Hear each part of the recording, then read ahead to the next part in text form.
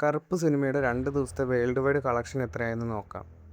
ആദ്യ ദിവസം 30,80,00,000വും രണ്ടാം ദിവസം 42 കോടിയുമാണ് സിനിമയ്ക്ക് കളക്ഷൻ കിട്ടിയത്.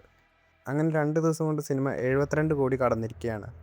മൂന്നാം ദിവസത്തെ കളക്ഷനും കൂടി കിട്ടുമ്പോൾ സിനിമ 100 കോടി ക്ലബിൽ ഇടം നേടും. അങ്ങനെ സൂര്യയുടെ ഫാസ്റ്റസ്റ്റ് 100 കോടി ക്ലബ്ബായിട്ട് കറുപ്പ് സിനിമ മാറിയിരിക്കുകയാണ്.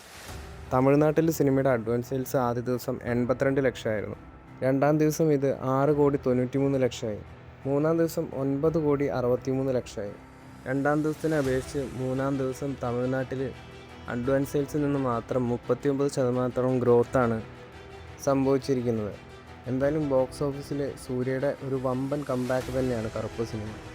അതിനിനി യാതൊരുവിധ സംശയമില്ല.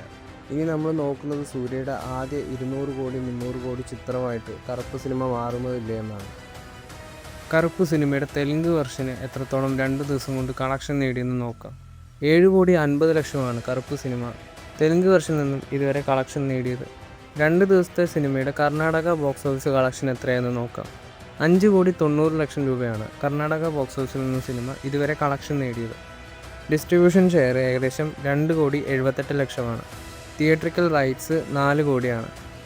ഏകദേശം 69.50% തിയേറ്ററിക്കൽ റൈറ്റ്സ് റിക്കവറി ആയിട്ടുണ്ട്. ഇനി കറുപ്പ് സിനിമയുടെ കേരള ബോക്സ് ഓഫീസ് കളക്ഷൻ എത്രയാണെന്ന് നോക്കാം. 2 ദിവസം കൊണ്ട് 4,26,00,000 കേരള ബോക്സ് ഓഫീസിൽ നിന്ന് സിനിമ ഇതുവരെ കളക്ഷൻ നേടിയത്. കേരളത്തിലെ ഡിസ്ട്രിബ്യൂഷൻ ഷെയർ ഏകദേശം 1,92,00,000. Theatrical rights 3,50,00,000. ഏകദേശം 54.85% തിയേറ്ററിക്കൽ റൈറ്റ്സ് റിക്കവറി ആയിട്ടുണ്ട്. കറുപ്പ് സിനിമയുടെ ഇതുപോലുള്ള ബോക്സ് ഓഫീസ് അപ്ഡേറ്റുകൾക്കായിട്ട് ചാനൽ സബ്സ്ക്രൈബ് ചെയ്യുക.